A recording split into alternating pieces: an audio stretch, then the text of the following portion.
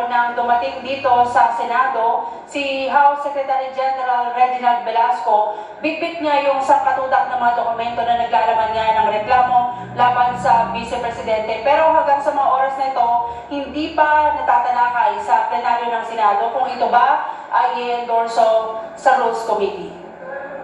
Tanggap na ng Senado ang reklamo ng impeachment laban kay Vice President Sara Duterte. Personal na dinala ni House Secretary General Reginald Velasco ang Articles of Impeachment kaninang 4:43 ng hapon sa tanggapan ni Senate Secretary Renato Bantug. Kasama sa kanilang isinumite ang pangalan ng mga kongresista na tatayong prosecutor. Ano na, after lunch ko tinawagan yung counterpart ko when we're sure na makukuha na yung number.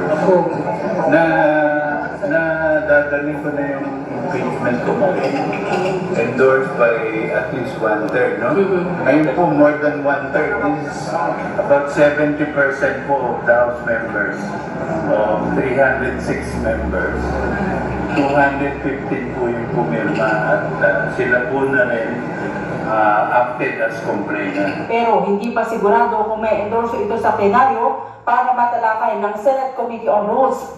Hindi kasi ito kasama sa agenda o reference of business para matalakay ngayong araw. Sabi ni Senator Joel Villanueva, anumang agenda na tatalakayin, kailangan ng approval sa plenaryo ng Senado. Ngayon, ang huling araw ng sesyon ng Senado bago ang mahigit 3 buwang session break dahil sa national at local elections sa Mayo. Maaaring matagalan pa bago matalakay ang formal na reklamo dahil kailangan itong ma-refer sa Rules Committee. Sakali pa rin na magawa ito, kailangan anyang pag-aralan at amyendahan ng impeachment rules dahil ang mga naunang rules dito ay ginamit pa sa impeachment ng dating Pangulo at dating Chief Justice ng Supreme Court. Pero ang rules dapat aprobahan sa plenaryo na hindi magagawa dahil naka-adjourn ang sesyon. Sabi ni Senador Ronald Bato de la Rosa, batay sa sentimiento ng mga senador, posibleng sa June 2 pa sa pagbabalik ng sesyon, matalakay ang reklamo. Paano natin yan itatake na hindi pa na pasa sa plenaryo? O anong magiging move namin ngayon na naka-break na kami? So most likely, mag-reconvene ang National Congress after elections. After elections, matikap sa plenary.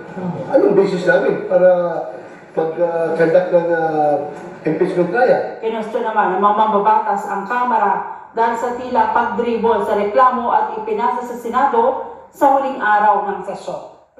Ba ngayon, how long did it take in the house ba? Kaya kami dito, ayaw namin sirain yung pag-iisip namin sa aming focus ngayon kung ano yung nasa agenda namin, and we are not going to anticipate anything.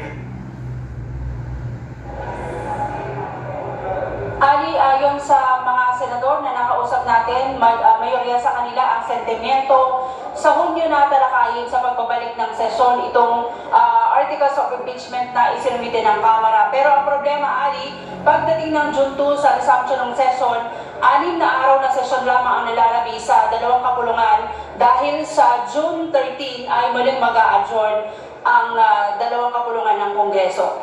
Balik sa iyo, Ali. Okay, naku mayan, dahil nga ang sinasabi, unprecedented ito, no? Hindi pa ito nangyari, very unique yung sitwasyon ngayon, kaya maraming question legal.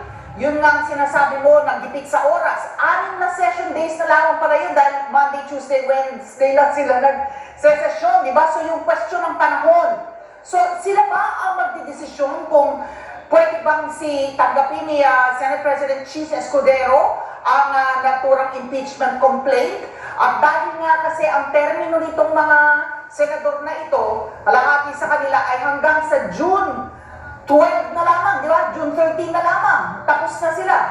Ang termino nila, bagang meron silang constitutional duty that to sit as senator judges to convene as an impeachment court.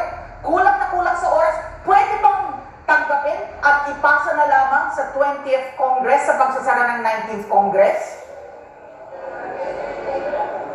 Ali, ang sabi ni Senator Coco Pimentel, natanong ko sa kanina tungkol dyan, pwede daw ipasa, pwede daw ang susunod na kongreso ang dumin, pero ayon sa ibang eksperto, hindi yan pwede dahil magbabago yung komposisyon ng Senado. Ibig sabihin, kalahati sa kanila mawawala na dito sa 19th Congress at yung magiging miyembro ng 20th Congress, hindi sila pwedeng dominate dun sa reklamo.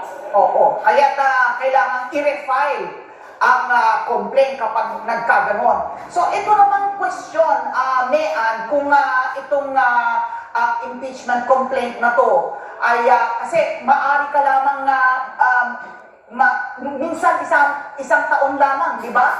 Na ikaw ay maaari na ma-impeach, do? O magkaroon ng impeachment complaint laban sa'yo. May question din kung kailan tatakbo yun. Yung pagbilang ng isang taon, once a year ka lang pwedeng sampahan ng impeachment complaint, hindi ba? Tama, Ali. Okay.